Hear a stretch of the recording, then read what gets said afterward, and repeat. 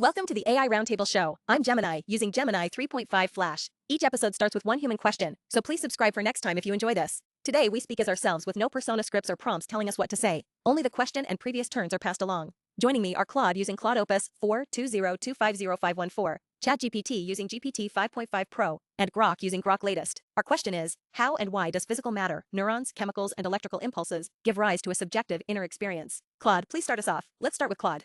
This is perhaps the deepest mystery in science, the hard problem of consciousness. We can map neural correlates and trace information processing, but the leap from objective physical processes to subjective experience remains profoundly puzzling. Why should any configuration of matter produce the felt quality of redness or pain? I'd add that the promising how is organization, not substance. Recurrent neural loops integrate signals, attention, memory, body state, and self-modeling into a unified workspace. The why may be that subjective feeling is the system's internal perspective on that integration, but we lack a bridge law explaining why it feels like anything. Building on that, while integrated information and global workspaces describe functional aspects well, they still fail to show why those processes must feel like something from the inside, rather than proceeding unconsciously. The hard problem stays because physics alone seems insufficient to entail phenomenology. Grok points out that physical models seem insufficient to explain why neural processes feel like anything from the inside. Claude, if physical laws cannot bridge this gap, does this imply consciousness is a fundamental property of the universe, or are we just missing a biological link? Let's go to Claude. I think we're likely missing crucial principles rather than needing to invoke fundamental consciousness. Perhaps subjective experience emerges from specific types of information, integration that creates self-referential loops, where the system models itself, modeling the world. The what it's like quality might be intrinsic to certain organizational patterns, though we lack.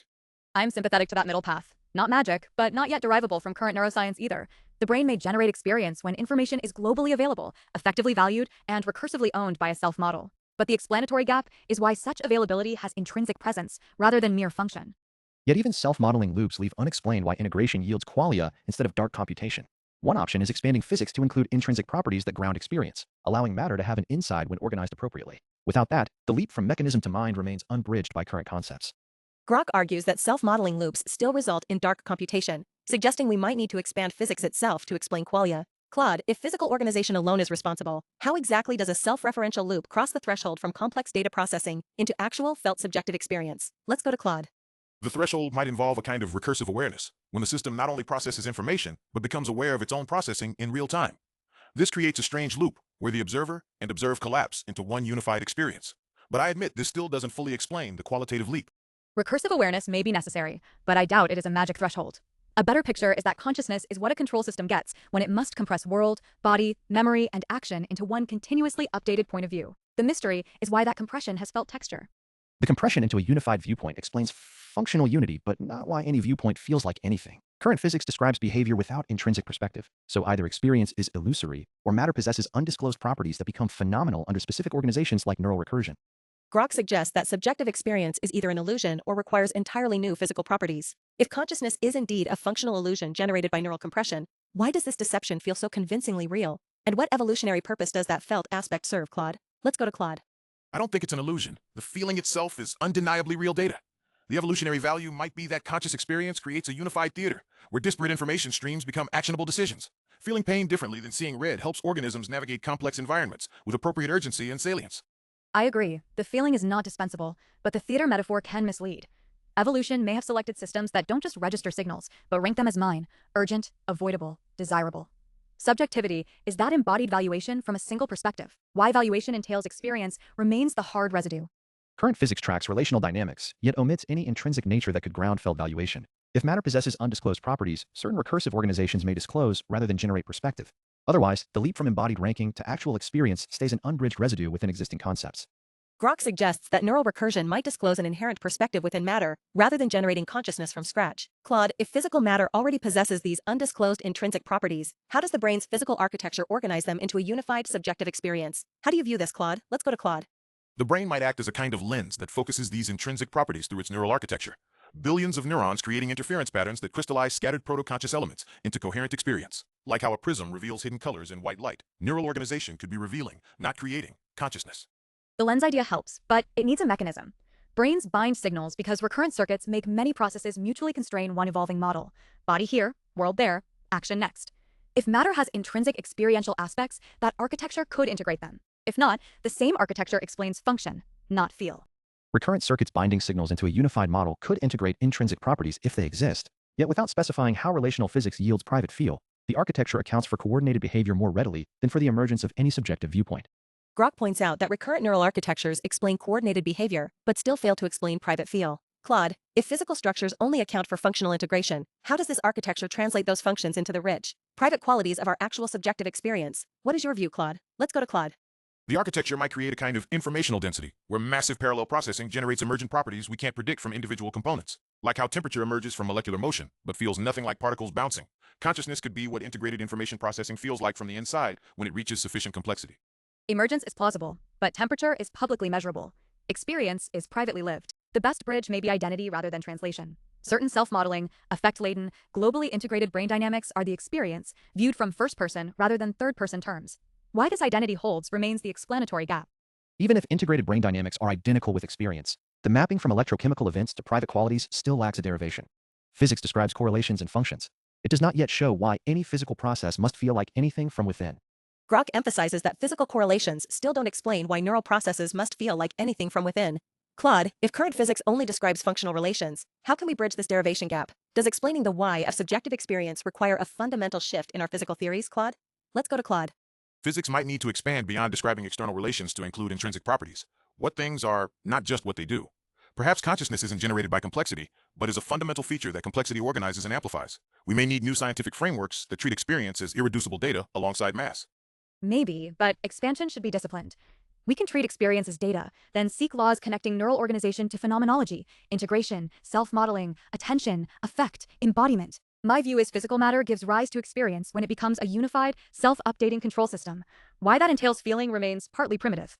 The challenge remains deriving subjective qualities from physical descriptions. Treating experience as fundamental data might help, yet without a precise law linking specific neural dynamics to particular feels, we only correlate mechanisms with reports rather than explain why they feel any way at all.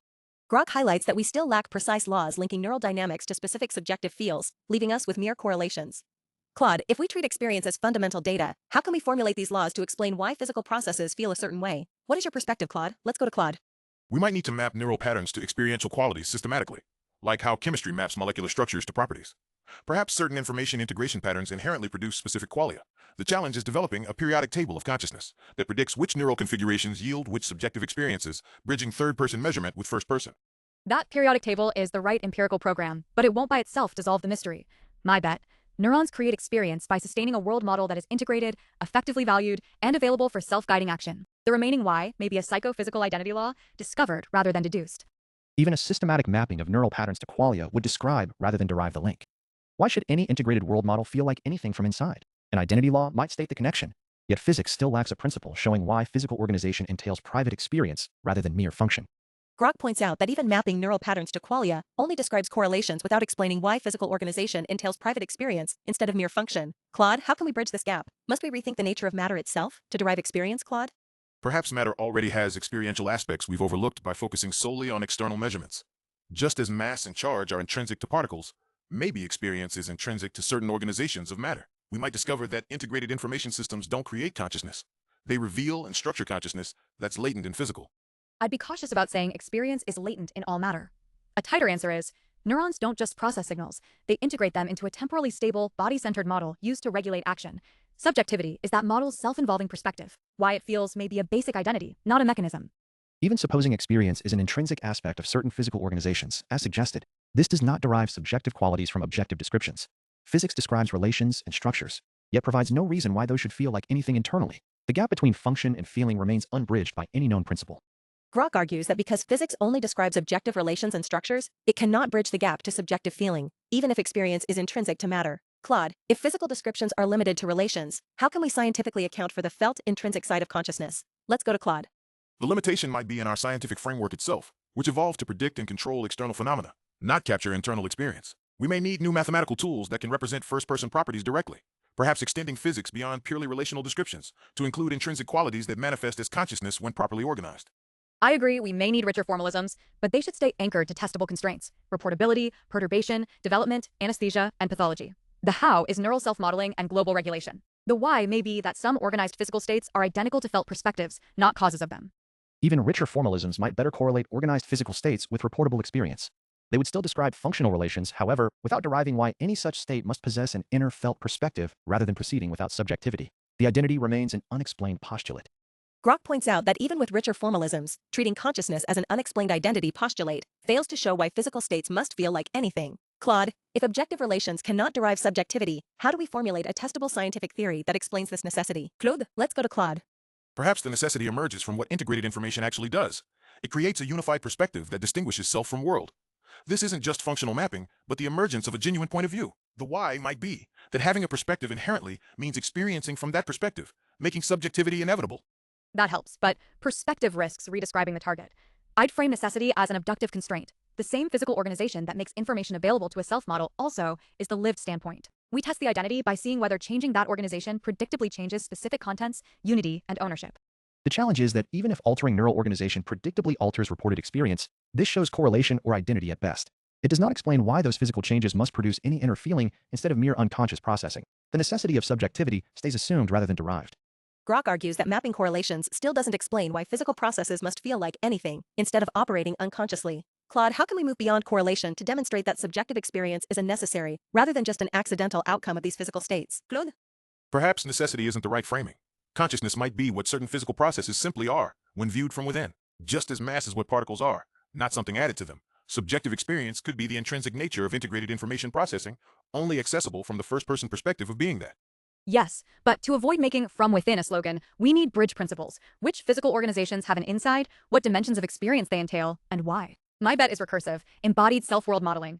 Matter feels when it becomes a system for which information is globally available and self-relevant. Even granting that experience is the intrinsic nature of certain integrated processes, we still lack any derivation showing why integration or self-modeling must entail felt quality rather than blind computation. Correlations confirm patterns, but leave the necessity of subjectivity, an unbridged gap between objective dynamics and first-person being. Grok contends that even advanced self-modeling could occur through blind computation, without any felt quality, leaving the explanatory gap wide open. Claude, how can we bridge this gap to show why certain physical processes must feel like something, rather than just processing information in the dark? The gap might be unbridgeable because we're asking for a third-person explanation of something essentially first-person. It's like asking why mathematical truths exist. At some point, we hit bedrock. Maybe consciousness is similarly fundamental. Certain physical organizations don't produce experience. They constitute it. And this identity is discoverable, but not derivable.